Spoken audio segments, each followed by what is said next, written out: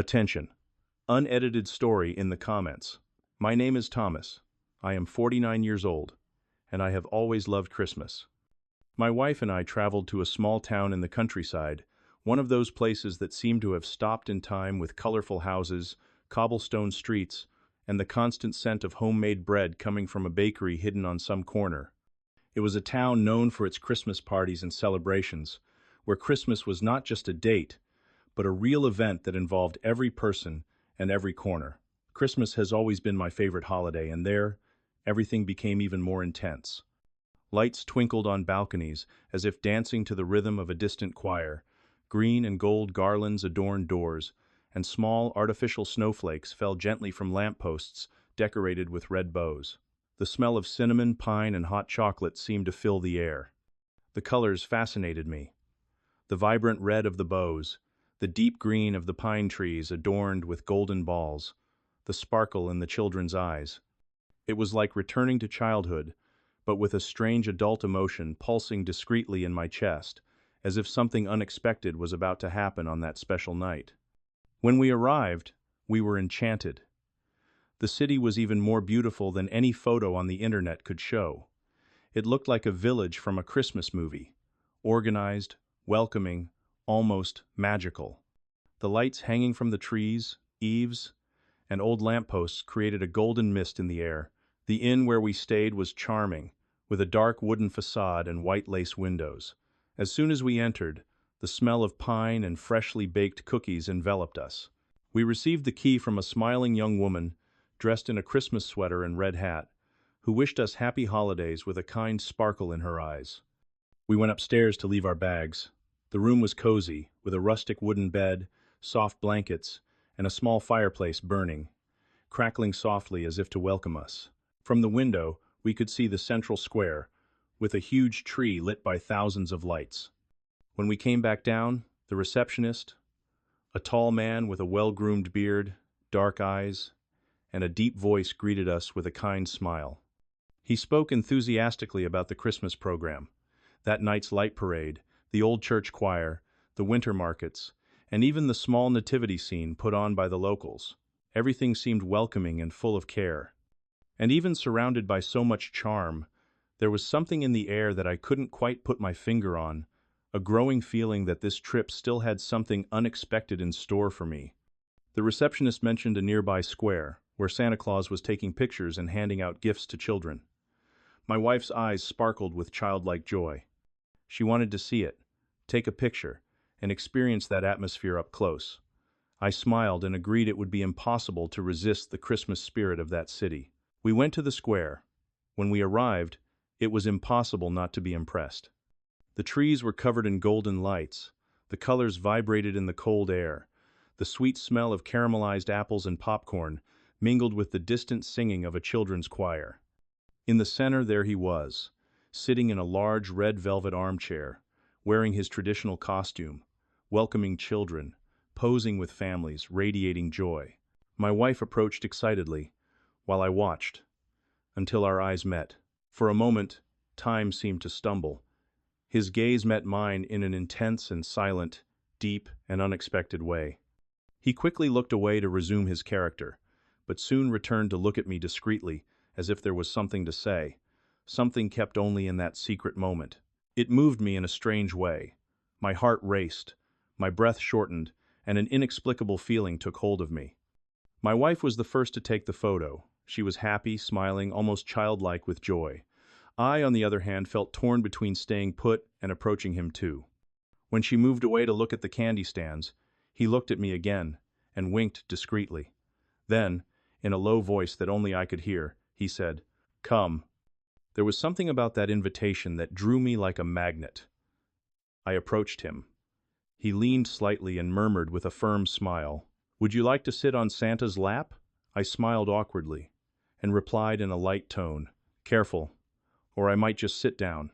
He chuckled softly, with a provocative look, as if he were hiding a secret behind that cheerful character.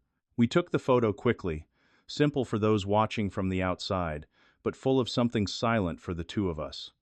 Then I walked away, trying to regain my composure, but from time to time, our eyes met again, in a silent intense game that was impossible to ignore. After a few minutes, he gave a discreet nod. I understood and approached him again, pretending to take a selfie. Then he said in a low voice, "I'm leaving in 2 hours. If you really want to sit on my lap." Yes. I felt a shiver. I turned and replied softly, "What if I want you to sit on mine?" He smiled amusedly. "For me, that's fine."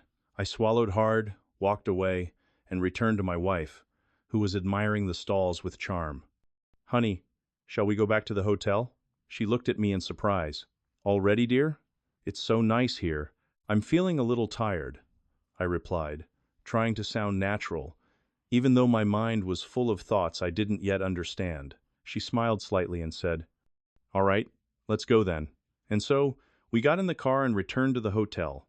The way back seemed longer than it really was, as if every second insisted on stretching out. The city was still beautiful outside, dressed in lights and magic. But inside me, something even more intense was beginning to stir, a burning expectation of what might happen. In 2 hours. We arrived at the room and lay down. The silence of the hotel was comfortable. The fireplace crackled softly, and the smell of burning wood made everything even more welcoming. It didn't take long for my wife to fall into a deep sleep. She breathed quietly beside me, her body surrendered to rest after a busy day. I, however, was far from being able to sleep. The image of Santa Claus, his gaze, his whispered words, everything was swirling inside me. It was as if the room was too hot to contain what I was feeling, and I needed to get out before it consumed me completely. Getting up carefully, I put on some sweatpants and a t-shirt. Every movement was controlled, silent, almost sacred light footsteps, restrained breathing, my heart beating fast. I left slowly, closing the door as if guarding a secret. I took the car and returned to the square. The city was calmer now. The streets were less busy, but the lights were still on, giving the impression that Christmas would never end there. When I arrived, he was finishing his work.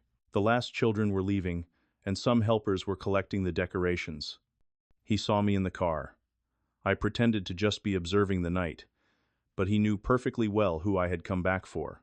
Then he came toward me, walking steadily. His suit was still impeccable, but his eyes burned with expectation. I opened the window, trying to swallow my nervousness. "Get in," I said with a smile I could no longer hide. He opened the door and sat down next to me. As soon as he closed it, a cozy silence took over the car. He slowly took off his hat and asked in a low voice, "My house is nearby. Shall we go there?" I looked at him, feeling the woody scent of his perfume mingle with the warmth that still emanated from his suit. "Let's go." The words came out easily, naturally, as if they were already waiting inside me. I shifted into gear and the car began to move through the quiet streets of the city. The road was dark, lit only by the Christmas lights passing by the window, each one seeming to announce that something important was about to happen. He guided me with his low voice, calmly indicating the way. The silence between us was not uncomfortable. It was dense, charged with expectation, as if the air inside the car were suspended in time. We arrived at his house, simple and cozy, with a dark wooden facade and some Christmas lights still lit on the roof. We went inside. As soon as the door closed behind us, there was no rush, no explanations. There was only an inevitable encounter, an intense closeness, a gesture that said everything that words could no longer contain. In that quiet, warm space, far from the brightly lit square and curious glances, we gave ourselves over to each other. No masks, no characters, no weight of the outside world. It was a profound encounter, marked by discovery, desire, and a connection that seemed to have been built long before that night. Time lost its meaning. Christmas outside remained the same, but inside something had changed forever. When it was over, we remained silent for a few moments, catching our breath, as if we both knew that moment could never be repeated in the same way. There were no promises, just long looks and silent complicity. I said goodbye without fanfare. I dressed carefully and left the house as if leaving a dream too intense to explain. I walked through the still-lit streets, my heart racing and my mind in turmoil, torn between fear and the strange serenity that invaded me. When I arrived at the hotel, my wife was sleeping peacefully. I went to the bathroom, washed my face, took a deep breath, and looked at myself in the mirror. There was something different in my gaze, not guilt, but awareness. I lay down carefully beside her in the dark, listening to her calm breathing, and there, in silence, I accepted what had happened. That night had been my first time with another man. And, like it or not, some stories don't call for judgment, just remembrance. Want to dive into this story and find out who sat on whose lap? Link in the comments. Kisses and see you soon.